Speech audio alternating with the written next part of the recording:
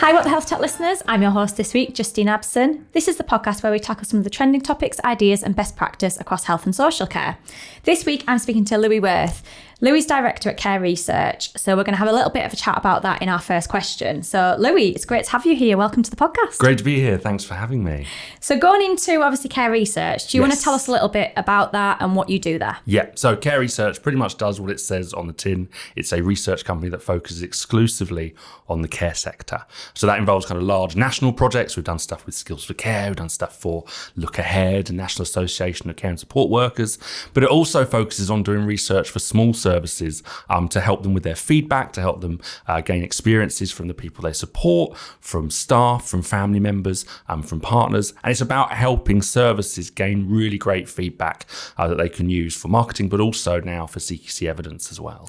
So not that much then. Yeah, just a few bits, you've got to keep busy. Yeah. So we're going to chat a little bit about, obviously, the new CQC framework and some of the things that you've put together to kind of help providers with that change, because there's obviously a lot to deal with, isn't there?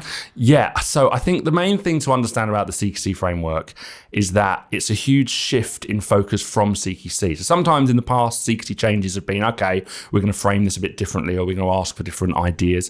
What we've got here is a shift, not just in the organisation of kind of what CQC are looking for, but also how they're going to evidence and score and collect information from services. So we've been doing quite a lot of work on helping services just shift their thinking, first with the quality statements, and then kind of thinking about these new evidence categories they've introduced. And some of the things that we've created a Chloe prompts sheet. So this allows people to basically focus on the old Chloe prompts that are going in the bin and see how they fit under the new quality statements. We're also developing a big Excel sheet that will help services to kind of go through the scoring process, the new evidence scoring process themselves, and kind of test it out and see what their service is looking at. So those are some of the things we've been put together, along with webinars and kind of other kind of various information sheets that we've been putting through.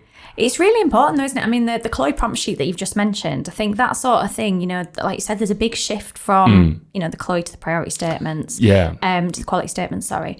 And, to kind of have that for those that work in care, we've talked about the fact that everyone's busy, everyone's on their hamster wheels. So to kind of get off that and learn something new and really understand it. I think one of the things, it's about time. It's about, thinking and change management is always a time process. And that's one thing that a lot of services and a lot of service managers don't have a lot of space for, which is to take time. So we're trying to do some of that thinking to help services move their processes along. So if we know that Chloe prompts are, they're gone, they're going in the bin, that's C1.4, C1.3, that's not going to happen. How do we expect a group of services to suddenly click into a new mindset? So we're just trying to kind of create that bridge between the old Chloe prompts and the new quality statements, and just help services to move their thinking along. Again, it's kind of some of the stuff we do with our training as well. It's about helping people move and shift their thinking. I mean, CQC started releasing a lot of this way back in kind of April 22. But everyone's busy. But because of what we do, we spent a lot of time looking at the thrilling CQC webinars, looking at all the various outputs, changes to the website, so on and so forth. So we've kind of been in this mindset for about a year and a half now. So it feels kind of like well-worn in shoes for us. But we're aware that when we speak to services, it's only just starting to come into view with the news of the November launch for the South. So we're just trying to share what we've seen, having kind of tracked this and kind of kept a close eye on it over the year and a half, and just trying to create resources that are helpful as we manage the transition period. And the way I described it recently was, you remember when you're at school and there's someone that tries to grow their hair long, and there's that really awkward bit where their hair isn't short and their hair isn't long. That is where the care sector is as we're kind of going between these services. And we're just trying to accelerate that and help people through that tricky stage so they feel a bit more comfortable as we move through to the new system. I think that's quite a nice analogy, actually, because usually that's the point where people just go and get it cut again. Well, exactly. And unfortunately, there is no chance to get it cut again. This change is happening. And so it's about making it as smooth a transition as possible. And, I'll hold my hand up. I quite like the framework. I don't think it's perfect. I think there's going to be challenges, and CQC knows that. What I think there is a gap with at the moment is that support and that comms to help services transition over. There's been a lot of work with pilot services, which is great, but but 99.9% of services that exist are not part of those pilots. So we're just trying to help with some of the comms and resources and training and stuff that we do, just to help that transition feel a little bit smoother and a little bit less sudden and chaotic. That makes so much sense though as well, because people don't like change, you know. No, you get an update on your phone and everyone's like, oh my gosh, where's this? I hate this. You know, it's, you know, people don't like that instant change. So when there is a change that's happening that is actually a really important one, but to make that easier and simpler for people to get to grips with it, it's really important. I think the other thing we have to bear in mind is we think of the care sector. We think of care services. Really, you've got 3 or 4 layers of people, all with different experiences, all with different levels of responsibility, and possibly, obviously, it will change on the individual, different levels of comfort. You know, there'll be people who've just started work in a care service. They've heard these whispers that the framework is changing, and they'll suddenly think, oh my goodness, is this not the job for me? Is it all going to change? It's about helping services think through how do we cascade this change so that we don't lose staff, we don't have burnt out people, we don't have stress, we don't have whispers from residents, family members, people we support who are hearing that there's big changes. The reality is good quality care is good quality care. They've not kind of completely changed the game in that space. What they've done is they've changed the way that that's going to be collected, the way it's going to be evidenced, and the way that they are framing all of that. I described it recently as like, imagine you've got a puzzle with 100 pieces. All of those 100 pieces are still there, but now the puzzle is being reorganized to make a different picture. So there's not a lot of brand new, oh my goodness, we've never done that before stuff within the framework. You look through the quality statements and you go, oh yeah, we do 99.9% of that. There's a few interesting new ones, which we can talk about a bit later. Yeah. But fundamentally, this is about how the CQC now inspect, support, gather evidence, and frame and communicate all of those points to care services, which is just helping people move with the shift and make it a slightly more comfortable experience. That's a really key message, that as well, I think, that actually it's not all of a sudden all of this new stuff. No. And I think that's the bit that scares people is we don't know how to do anything, but actually everyone knows how to do it. They're doing it, but it is that shift in how to change it. There are a couple of new ones that I thought were really interesting. When I was doing some training yesterday, the service pointed out that feels new, but also makes sense. One of them was around workforce wellbeing and enablement, which is now its own area within the caring key question. So the idea that being a caring service is not just caring for the families, the people you support, it's also now directly the well-being of your staff. That's something that a lot of services will have been very aware of, but now it's very much enshrined in this framework as something you will be scored on and you will be assessed. So that feels like a bit of a change. And also right at the very end, right at the end of well-led, I think, not that I want to overinterpret, there's certainly something about the fact that it's the very last quality statement. There's a quality statement around environment and sustainability. So looking at the environmental impacts and the processes around sustainability in homes. That's kind of a newer experience.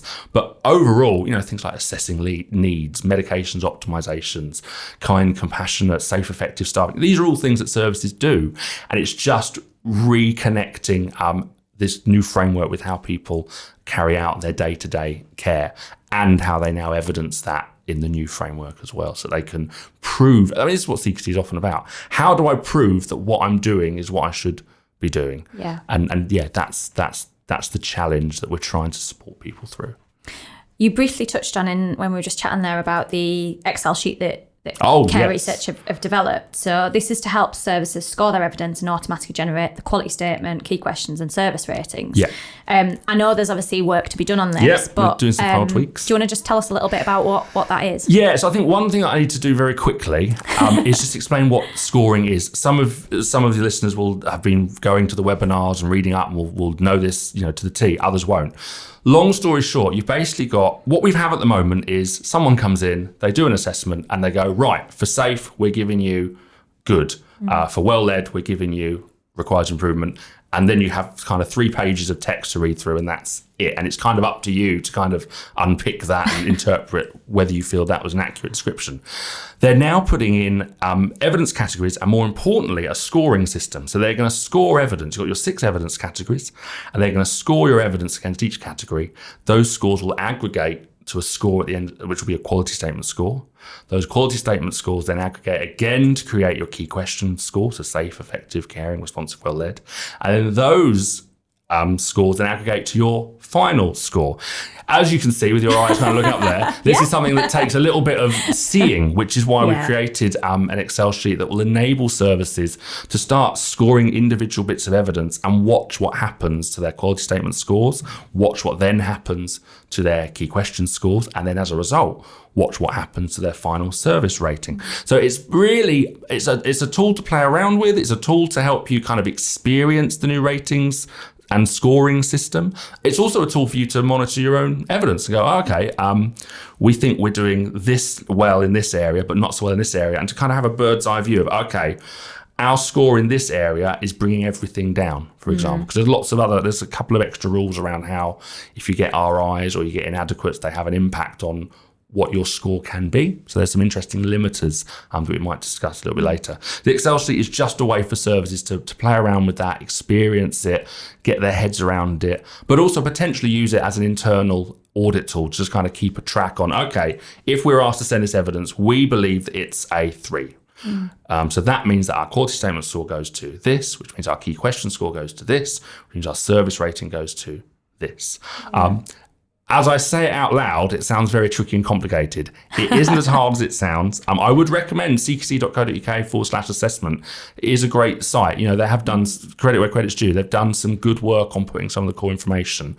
So it's, again, to kind of look through that and see that to understand the scoring. But yeah, our Excel sheet, which hopefully we're waiting on a little bit more information from CQC, particularly around how they round numbers up and down. Because if an average is 3.2, are they going to call that a 3? Are they going to call that a 4? Are they going to say 3.6 and above? So we're just waiting on a little bit of extra work so that we have confidence that we are exactly matching the scoring process. And once we do, we'll let you know and you can communicate that. That sounds really exciting though, because again, I can imagine, you know, like you said, those scoring mechanisms and things like that, they're not the easiest to sort of understand how stuff impacts everything else. So to be able for a service to be able to sort of pinpoint, actually, that's the area we really need to fix because that is impacting this, and this. Yes. Is quite a big thing. It is. I think one of the things that we've found really interesting is when we were talking to services about this, first there's initial, oh my goodness, this sounds intense and horrendous. And then when you explain, do you know what this does mean though? This means that when you get your report, you know exactly why they've given you the rating, which means 2 things. Number 1, you can more directly combat it if you feel it's fair. Number 2, through the development of things like the online portal to upload evidence, you can fight back and go, okay, you gave us a 2, you gave us an RI in this particular people's experience evidence, for example, or this particular process evidence. We've done things, we've changed it, we want to re-upload it so you can review that and change our rating. So it means that there's a lot more opportunities for services to have a much clearer view of why they're getting the rating they're rating. Because that's the problem that has kind of plagued services. You know, there's a service down the road that's got a good, you feel you're doing exactly the same and you're getting an RI. You know, was it the inspector just got out the wrong side of the bed? Is it that they didn't like or didn't understand the forms we were showing them? This enables you, instead of having to kind of go through the whole document and try and with a highlighter find what you might need to challenge, this helps you really clearly see, this is why we got this mark in this area, this is our final grade because of that mark, and you can start to develop appeals processes, you can start to resubmit evidence on that specific thing. It enables services to kind of be involved and challenge more clearly what CQC have said about their service, because it's so much clearer now. Definitely. I mean, that we're going to chat a little bit about feedback. I mean, feedback is something you're very passionate about. It's my daily and bread. I think a lot of people feel the same. And it's obviously going to form quite a big part of this new framework. Yes. So how can providers basically make sure they ensure that the information is captured continuously as well? And without that time burden, I mean, we all know that, you know, the thought of going, actually, how do we get this feedback? And the continuously bit, I think, is the really important bit as well, isn't it? Yeah, so I think there's 2 things. So first of all, because obviously I know people will be in different spaces with the CQC framework, you've got the 34 quality statements, which is what you should be doing. And then you've got the 6 evidence categories, which is the type of evidence that CQC are going to potentially ask to prove that you're doing the things you're supposed to be doing. And 50% of those evidence categories are now feedback related. So we've got people's experiences, which are kind of the people you're providing care for and their families. You've got feedback from staff and leaders, so your employees and SMT and so on. And then you've got partnerships experience. It could be GPs, it could be consultants, it could be community groups that you're a part of. And then you've got processes, outcomes and observations. And what we've seen working with services, processes on point. They've been doing processes forever. We're great. We love them. Observations occur. They do their own internal and external observed audits. Outcomes, they've got wonderful pieces of tech. They can press a few buttons, and out comes all of the information around, meds dispensing and all of that. So they're on it. And then you say, yes, but now your rating, because everything's going to be scored, your scores for your feedback could tank all the great stuff you've done in your processes, outcomes, observations. And that's come as a bit of a surprise, but it's a welcome surprise, because what they're saying, CQC is saying, actually, we recognise that someone driving up the M2 and doing about 6 hours sitting in your service looking at things that you printed for us is not how we tell the care service is good enough. Obviously, I know they always will try and speak to people and connect externally. I'm exaggerating, but this idea of feedback from people receiving care, from families, from staff, from partners, is now becoming a central way. In fact, they use the phrase "central to our judgment." They are openly stating that we are using feedback to check whether what we see is happening is consistently happening. I think that raises a few issues for the care services, because different services will be in different places. Some of them will have kind of the Word document that they kind of try and hand out, and they stick it in a drawer, and that's kind of as much as it goes. That's going to have to change. Feedback is going to have to be something that's built into the culture of your service. And I think the three things that make feedback work are anonymity, accessibility, and purpose. So anonymity, people think, they don't have to write their name, so it's fine. But actually, we all know what certain handwriting looks like, for example. Or if you've got 20 staff members and only one of them speaks English as an additional language, you may be able to clock who that person is. Or if someone has frequently raised an issue and they then raise it again in that survey, and again, we know who's been saying all this. And without that anonymity, what happens is people don't say what they really think and what they really feel. And then when CQC, under this new framework, do Teams chats with your staff or send them directly a CQC form to fill in, well, then the floodgates will open, because they'll finally be able to actually say what they really think. And we've had clients who said, they've never said these things before. It's like, well, you have a question like, what do you feel about the home manager? And then at the bottom of the form, it says, hand in your response to the home manager. It's exaggerated, but we've seen it. Yeah. And I think it's making sure that anonymity enables people to be truly honest. And with the new CQC approaches, they're going to be gathering a lot of feedback outside of yourself. So you need to make sure that the way that you're collecting feedback ensures that people can be honest, so they don't get the first chance when CQC goes, so tell us what you really think. Yeah. And then they kind of tell you a whole bunch of stuff they never told you because they didn't feel safe. It's one of the things as care research that we offer, is that because we are an independent group, people really can be anonymous because we genuinely don't know who they are. And we can kind of act as that middle management. I think, I was just going to say, that's the other side of it as well. It's feeling comfortable to do it, but actually it's having the reassurance that you are being anonymous, because even if someone says it is anonymous, sometimes there is that bit of you that's gone, is it though? Is it though? And actually, so to have something in place to give, one, you feel you can speak up enough to, for the reassurance that it actually is anonymous. You're not handing it to your manager. No, of course. You haven't got, I think one of the things that we offer, because as care research, we collect those surveys, whether that's paper, they can be sent direct to us, or online. The plus of it is that we then don't report it directly. So we don't kind of copy and paste the exact comments, then send it through. We make sure that we can ensure the anonymity of those responding. I think what that does is it helps people feel that I can be truly honest with this group. I can raise concerns, I can raise issues, I can name names if I really have to. And I've always said to services go, but what if they say really bad stuff? I'm like, well, if they don't say it to me and my team, they're going to say it to CQC and their team, because CQC, under the new framework, I'm going to be doing a lot more work directly with your staff outside of your bubble. They're not going to be turning up in your building and asking anymore. They're going to be sending Teams invites. They're going to be sending their own CQC forms. So unless you have another avenue, you may find the first true feedback comes via CQC, and that may not be a great reflection. I was speaking to an inspector who was very honest. I said, look, we're not expecting perfect feedback all the time. They said, what concerns us is if someone gives really bad feedback, we relay it to the service and they never knew. that's when we start having concerns, because it implies they don't really have an accurate knowledge of their service. So I think that anonymity issue is really, really important. I mean, another one is accessibility. Are you only able to gain views from people that are completely kind of with capacity, competent, able, facilitated? We've been doing a lot of work developing learning disability surveys, Hackathon surveys, PECS surveys, video surveys for those who perhaps have vision issues and can't use writing instruments. Yeah. Online surveys, paper surveys, phone call surveys, calling people and just having a chat, and we type in the answers into our systems. Because at the end of the day, CQC will find a way to get feedback from people. And actually, as a service, if you're be really blunt, if you're taking money from people, you need to also make sure that you're hearing all of those people where at all possible. And so we're really kind of keen on making sure that your surveys aren't one document. If you've got one Word document and someone as part of their role is having to run around talking to each person, that's not actually an accessible means. You're trying your best, but that's not actually truly accessible, because, for example, if you're an individual with a learning disability and you've got someone sitting next to you who is someone that provides care for you, and they're in your home and you know they're about to make you your sandwich or take you out to cinema, and they ask you the question, how do you feel about the care you receive? Yeah. How on earth is that individual who already has potentially some vulnerabilities built into the situation going to then say, I don't think he always listens to me?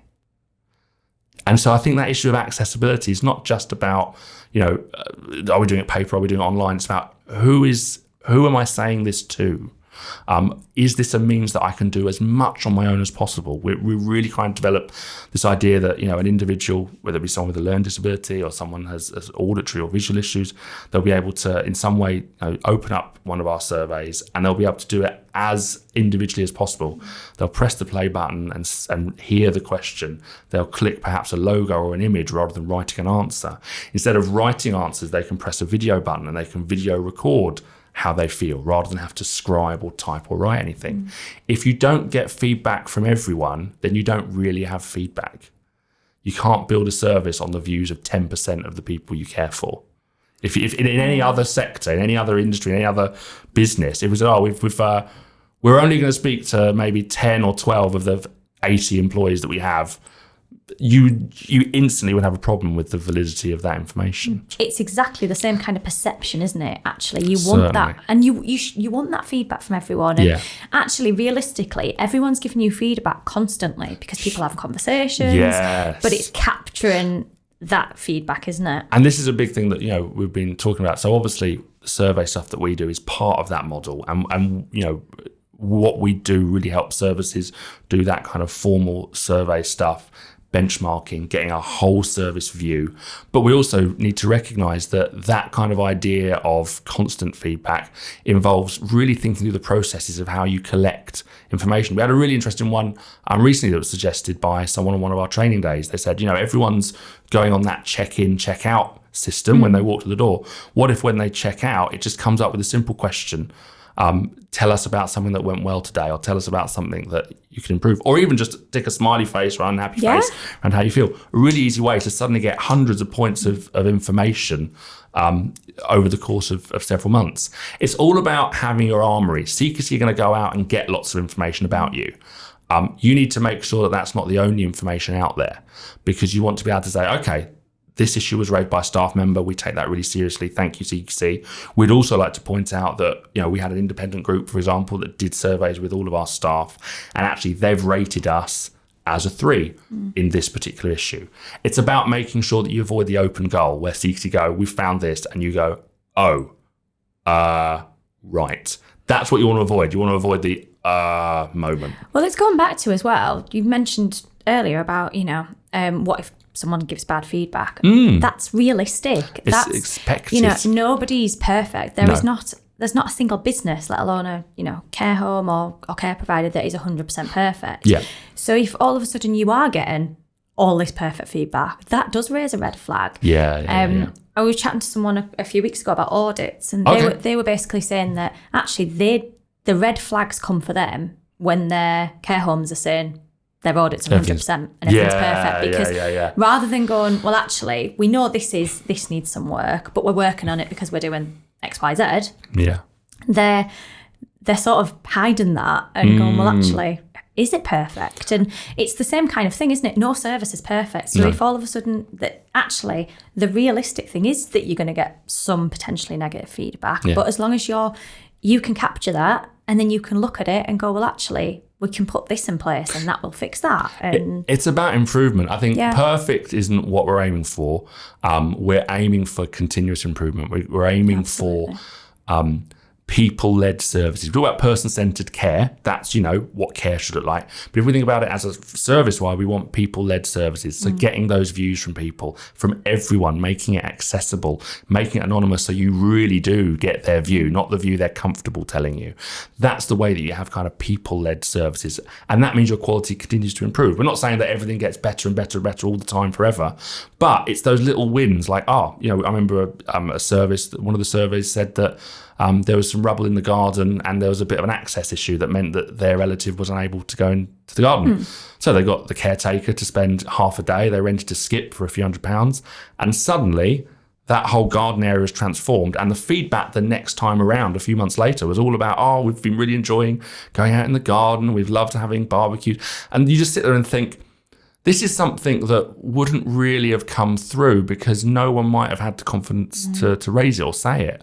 I remember another one. Sometimes we think we're doing really well and we just haven't quite thought it through. So I remember, services that are really proud of the wide range of food options they give, which is great. It's good to have huge options of food. But what came through in a survey was that some residents were saying the menu's just a bit confusing. I'm finding I've got like 9 mains, 9 desserts, and 9 possible snacks. And it was kind of typically, but not exclusively, relatives kind of saying, I think, my father finds it a bit tricky to know what to go for. Almost a bit overwhelming. Yeah, it didn't mean they suddenly went, right, we're going to bin all of this. But it did mean they had to think carefully about, maybe we need to diversify the menus and offer smaller menus, but more targeted. So we know that this person's a vegetarian. Let's make sure we're only giving them instead of highlighting those that are vegetarian, let's just give them a pared down menu that just has vegetarian options. Okay, we know these individuals, are vegan, or we know that these individuals have particular food rights. So rather than having a massive menu with everything they offer and then little symbols next to everything, it was just tweaking the menu content. And it's those little wins that are really valuable and that enable you as a service to prove that you're listening. And that's what CQC are looking for. They're not looking for you to create the perfect service. They're looking for you to demonstrate that you are a listening service that has people at the centre. And those examples you've just mentioned about being able to go out in the garden and the menus, that improves the quality of life of those residents, hugely. Which is ultimately what everybody wants to do. We want to have a great time in our space. It's really important that feedback enables not just quality of care and compliance. It's about just having a good time. That's really at the end of the day. When I think about myself when I'm retired in several decades, my hope is that I enjoy it, whether I'm in a home, whether I'm receiving home care, whether I'm in some other form of facility. And so I think it all boils down to this. Are you happy? Is there anything that can make you happier that's within our capacity to do? And that's what feedback's about. It's about what's making you happy, what's not making you happy. Obviously, it's more complicated than that, but that's the fundamental question. Yeah. Are people having a good time? You mentioned, and one of the other key points in that, participation. So obviously getting people to, because we want to capture all this feedback. Yeah. How do people encourage people to participate in feedback? So I think there's a couple of things. One of the big things I've talked about in the past is the idea of purpose. What we often see, and we've been guilty in the early days when we were first starting, we would put these in our surveys. They would say things like, so-and-so service is really passionate about high quality care. This survey will enable us to improve our care. And you kind of sit there and think, well, I don't really care about how this affects your life. It's like, a few days ago I stayed at a kind of one of those nice little cheap hotel room, and of course I received an email saying, hi, tell us, and I didn't bother doing the survey because their opening spiel was, this helps us improve our quality. Well, actually, if the purpose is that I'm telling you stuff so that you can do your job better, then I can't be bothered. What's a more valuable statement is, this survey is there to improve our care. We will share the results with everyone in a month's time, and we will have one-to-one catch-ups with anyone that raises negative feedback that wants to talk with us. Obviously, that would involve them, if they wished, leaving their name if they wanted to. But obviously, as an independent, we can pass on that information, sensitively. It's about making sure that services are framing it in a way that this is for you to communicate with us, rather than this is for us to prove or demonstrate our own quality. That's how you're going to use it, of course. You're going to use it as evidence. You're going to use it potentially even as marketing collateral. But that's not how you frame the thing to the people that are giving you their time. I think another way to kind of boost up the sign up is, using online tools is really helpful, particularly for staff, and especially for younger staff or staff that are kind of very tech savvy.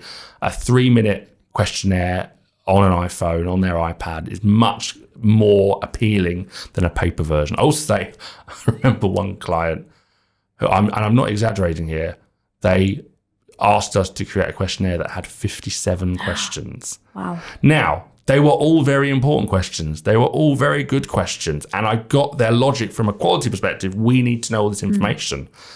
But when you then get 3 responses that are complete, versus, say, 112 that have the first 4 questions, you sit there and think, wouldn't it be more useful to have done a 10-question questionnaire that 112 people complete than a 57 questionnaire that 3 people complete? So I think you got to bear in mind that what you do is not actually that important to the people that you are asking questions for. They care about their own lives, their own sphere of influence. So staff don't want to answer 40 questions about how well led you think you are. They'll happily answer 2 or 3 about their experience working for you, but they're not going to answer 40 questions about, the governance structures and those sorts of things. It's about thinking, could I be bothered to complete this? Because if you can't be bothered to complete this and you're the one that's running the thing, of course your staff team, families, people that you're providing care for are not going to feel bothered. So I think it's pitching it right as well. So again, we do a lot of work with our services. We don't just kind of create them on our own. We work with you. We go, here's our recommended questions. They come back, maybe offer some more. Yeah. And we sometimes have to remind people, look, I know you want to know all of this, but let's do 2 or 3 over a year rather than doing one absolute. I think, you can use this in my soundbite, I think the annual survey is dead. The annual survey is dead for 3 reasons. Number one, CQC wants continuous feedback. So the feedback you got in January 2024 is not relevant, 6, 7, 8 months. Secondly, I think the amount of stuff that feedback is required for, you got 34 quality statements. Some of those quality statements have 2 or 3 areas built into them. Unless you are going to create a 60, 75 questionnaire, you're not going to cover everything in that questionnaire. I think the third reason, people have less and less time. I was going to say time's a massive one, especially for staff. Totally. So, one of the things that, we've been kings of the annual survey for many years. One of the reasons why we kind of got so involved in the CQC world, we sat there and thought, oh my goodness, our business model is annihilated because, my goodness, feedback on the one hand is going right up in importance, but continuous feedback and the way that they want to see that feedback means we have to totally change our processes. And that's exactly what we've done. And so we now kind of do 2, 3, sometimes even quarterly surveys, because it's better to do several short things across the year than the annual survey, which isn't going to work from an evidence point of view, from a CQC point of view, or from a volume point of view in terms of the amount of information you collect. Well, I think that works as well, because like you said, they want continuous feedback, right? Yeah.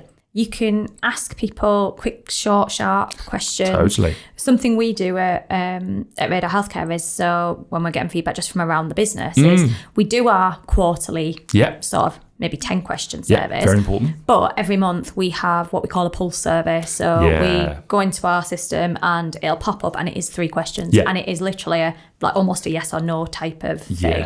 And it takes 30 seconds. Totally. So the involvement of you sort of logging in and going, rather than going, oh, I've got to fill that in, you just go, all right, okay, did it, done. Yeah, totally. And it's a totally different perception of what you're doing. Totally. I mean, we've got this idea, we're kind of piloting and working on the idea of the flash survey, which is the idea of, again, 2 or 3 questions that we do regularly. We're thinking particularly one of the evidence categories is feedback from partners. And we know that, GPs are really busy. They might have 100 homes that they're providing medications for. Why would they complete a 20-question survey about you, one of the many services that they work with? So we've been kind of thinking about, are there 1 or 2 or 3 question surveys that can be continuously open? That mean that, it's always the same link, it's always the same questions, and maybe every quarter we just check in and see what responses have been left, because it's better to have the core points consistently available than, again, sending out a 20-question survey to someone who isn't really invested in giving you that amount of time and feedback. And I think certainly with partners, there's going to be a bit of that. Yeah, I love the idea of having something on the, like you said, as they check out, as well as family checkout, because they're checking out anyway. So certainly, as simple as that certainly. is, and I think just encourage it. And it's working out. Different feedback will come from different places in different ways. Whilst I think the idea of the annual survey is tricky, I think the idea of kind of a more formal, done perhaps twice a year, 3 times a year, maybe even quarterly, has its place, because I think we need that framework in which we can go, okay, across our services, everyone is saying this. So we need that. But we need to also work out, what are these quick wins? Yeah. What are these quick ways of collecting information? And digital's so important, because we'll be uploading evidence through an online portal, a paper document that someone has written on, you're going to have to get that onto an online portal. So whether someone's going to be up till 2 a.m. scanning all these in, there needs to be some thinking around capturing things digitally as quickly and effectively as possible. Yeah, definitely. I'm going to touch a little bit on the priority quality statements. Okay. So we obviously, at the time we're recording this, in September, they're still to be released. Yes. But I just want to get your thoughts on what's been said so far and what you think. So firstly, I just want to say, I do quite like CQC. I think despite what I might be saying in a moment, I do like them. I get their model, and I like 99.9% of the new framework. What I said earlier is that communications has been challenging, and that's to be expected. We're talking about a national overhaul of a framework system that is being applied to all healthcare. That's why it's the new single assessment framework. So it's the same framework whether you're a dentist, an ambulance, a care. So all of that aside, one of the challenges is that we've kind of been drip-fed information. And one of the bits we were kind of surprised drip-fed was during one of the webinars. If you go onto the CQC YouTube channel, I think it's about 57 minutes long. It was done mid-August. You can watch it for yourself. One of the questions that everyone has raised is you've got these 34 quality statements, you've got evidence categories and scoring. Those scores get you final grade. How on earth are you going to launch this? Because are you going to assess all 34 quality statements against all 6 categories for all homes, like in a week, so that you can give everyone their full rating? Is it going to be drip fed? And if it is drip fed, is it going to be random? How do we move? And the point that was raised is the idea that they're going to develop priority quality statements. So essentially what they stated was these are going to be, of those 34 quality statements, we're going to identify a subset that are going to be used as kind of our first benchmarking exercise. We're going to be looking at services against these specific quality statements. And then obviously with the priority quality statements, what are they going to look at first, so that we know? Now, there's a bit of interpretation. There's this idea that they're going to try and look at a number of services early against just these priority quality statements. In theory, that could be in a month and a bit's time in November. So yeah, I think there's some question marks around what the quality statements are and how the evidence categories relate to each quality statement. Well, hopefully by the time this goes out, then we'll have some more information on these. But yeah, it is an important thing, because people it's very difficult for people to start planning what they need to do in terms of, different things they may need to implement. Obviously, we've just chatted a lot about feedback and stuff like that. And if you don't know what's going to link to what, it makes that a little bit more difficult, doesn't it, at this stage? Yeah, I mean, one of the things, I've seen both sides of the argument, because when there was a webinar that was cancelled and there was a bit of an uproar, and I'll be honest, I kind of post about it to let people that I'm connected with on LinkedIn to know this webinar's not, because I'd done a lot of work to promote it, say, everyone watch this webinar, it's going to be really important. And there was some that kind of, CQC bashing is a very real thing. Everyone likes to rail against what they perceive as an authority. But they're also, I remember one of my contacts with LinkedIn made a really, really challenging and thoughtful post around, actually, this is a huge shift, a national program that is being shifted and developed. We've got to allow them to do it well. But on the flip side, there is this concern for providers, like, what do we do? And I think one of the reasons why I kind of got a bit of attention, but why people started to tune into our webinars and download our Chloe prompt document is because I was willing to put my head above the parapet a bit. I was always very open and saying, look, this is just based on what we know. This could all be wrong in 6 months' time when they tell us more. But at least there were some people that were saying, okay, this is where it's heading. And I think there are two ways of thinking about CQC. One is that we want to get it in, we want to kind of work with them and get everything as the information is being drip fed so that we're ready. Yeah. And there are some services that I know that, like, I'm just ignoring it until it fully lands, because until I know exactly what I'm dealing with, I'm not going to trouble myself with it. And I think both modes make sense. The only criticism I have of that second one is there is so much changing that it might be too late if you wait for it to be in place, because there's a whole lot you'll have to go back and catch up on. And that's why we've been trying to kind of bring people along the journey, even though things have changed. What they defined as observation changed. They used to describe it as one thing. Now the observation evidence category is a different thing. But that's fine. It's better to be a part of the process than wait until it's landed and possibly have a huge amount to catch up on. Yeah. What would you say so obviously we've chatted a lot today, we're waiting for a lot of information, obviously still from CQC, and we know that is coming. Yeah, but we know we are waiting for it. But for sort of care providers that are listening to this, what would kind of be your top 3-4 tips that they can start and maybe look at what they need to do? So the very first thing is go to the CQC website, cqc.org.uk/assessment. Everything that we know is there. So you can start to spend a bit more time thinking about evidence categories, what are the quality statements, what are the evidence categories, how's the scoring work, just so you've got that foundation. Those really are the three main things to get your head around. What are the quality statements? What are the evidence categories? How is the scoring work? Once you've got that, then you're kind of 80% of the way to moving forward. I think the next thing is have a really serious look at your feedback processes. What we've seen when we've worked with services and audited services evidence is processes, great, outcomes, great, observations, great, because that's what the old framework was. It was almost exclusively, or it felt almost exclusively like that. There were other things CQC were doing to gain feedback, but it didn't have the same prominence. It certainly wasn't equally weighted. And so I think a lot of services have recognised, we need to review our feedback processes. It may be that you partner with an organisation like ourselves. It might be that you kind of work with your quality team to develop something, but your feedback processes have to be better than they currently are. And I can say that because no matter what service you are running or how well you're doing your feedback, it will not be at the level that CQC is now expecting. And I think the third thing really is to start to share information sensibly with your staff. I think what I've found is that a lot of our webinars, a lot of the downloads of our Chloe prompt doc, a lot of our training days have been full of SMT and leadership, which is great. That's important, that's crucial, that's vital, general managers and so on. But fundamentally, this focus on feedback from staff and leaders and this move to quality statements is also about empowering care staff to be more involved. You know, we want to move away from the general manager at 3 a.m. panically downloading everything for the inspection tomorrow. Yeah. That's one of the things they're trying to avoid. They want continuous feedback that's more collaborative, that is developed and collected.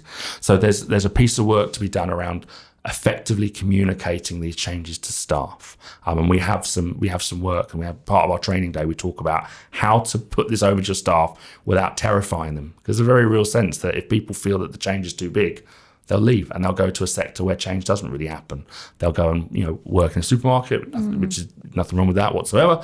But there's lots of great people in care that just need that little bit of extra support so that this shift doesn't become a worry or a concern or a place of anxiety. Yeah, and I think they're great tips as well. And ultimately, this change is happening to improve things, to make sure that the quality of care everyone's getting is the best it can possibly be, and ultimately that is what people go into care to do as well. Definitely. So it is so important. I mean, one of the things that I found really encouraging when I was kind of talking this through with certain various organisations, a lot of people get it. They go, actually, this makes sense. Now, my father's 76.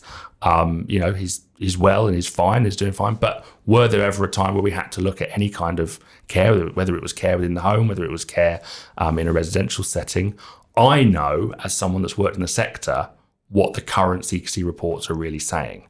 Most people don't. So actually, to be able to click on a report, hopefully in the 2, 3, 4, 5 years time, and see number scores against safe, effective, caring, responsive, well-led, and then to see deeper each of the quality statements, kindness, compassion, dignity, they've got a 3, they're good, okay.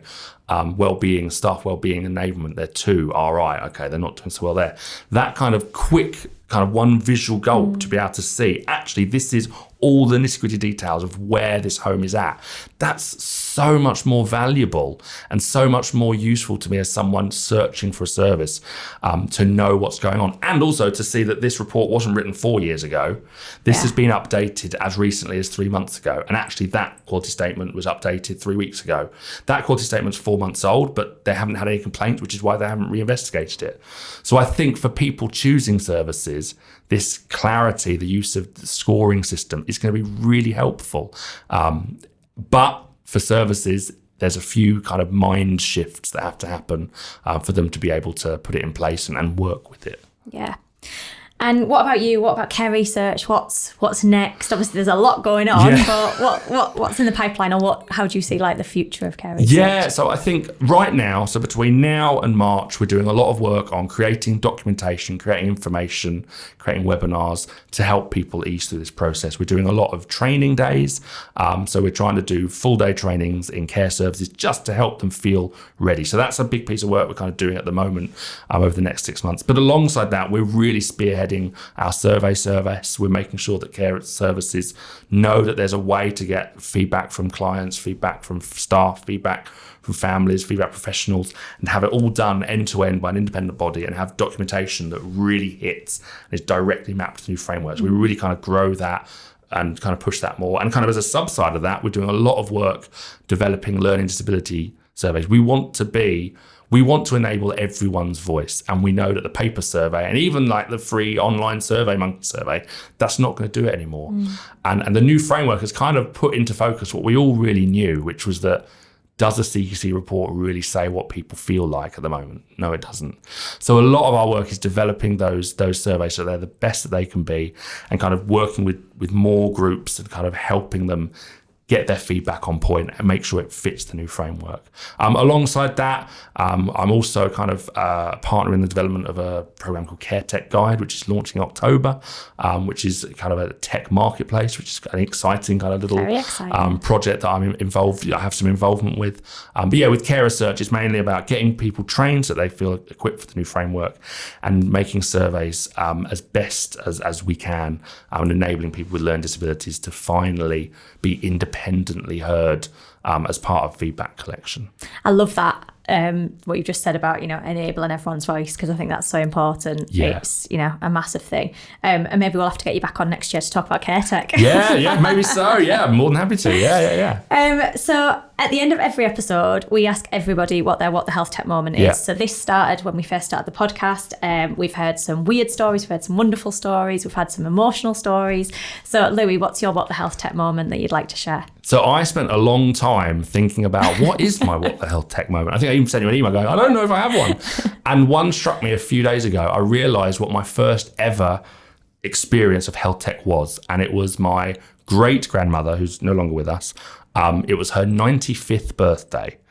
And I would have been about 6 or 7. And my mother, bless her, who is lovely and is a living legend, but in this moment, she made a misstep and decided to put 95 individual candles on a cake. Wow. So she didn't get a 9 and a 5. She got 95 individual single candles. She set fire to them. And of course, all the wax melted, the cake and then the table caught on flames.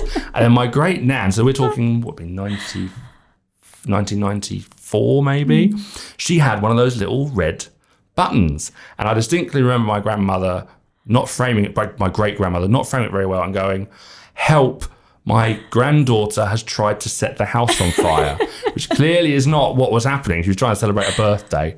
But yeah, so my first ever experience of HealthTech was thinking, at the time, the Power Ranger was a big thing. I was like, my great nan has like this Power Ranger button. Like she presses it and she can like speak to people. This is amazing.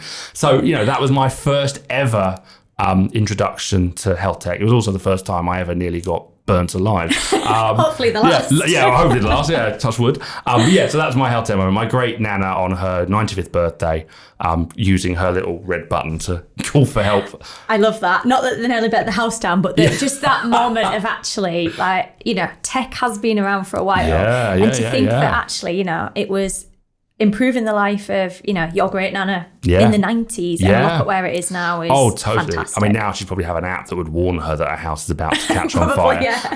It's a weird memory, but it's one of my earliest. I love it. I think that's a great memory to end the podcast on. So Louis, thank you so much for joining us this week. It's, you know, I know our listeners are going to find all the information that you've given us so helpful, so thank you. And we'll share obviously the links with for care research and the documents and things like that in the podcast notes as well. So thank you very much. Thank you for having me. And thank you everybody for listening. Join us in a couple of weeks for another brand new episode. Don't forget to rate and subscribe, and if you've got any questions for us or Louis, then please email whatthehealthtech@radarhealthcare.com.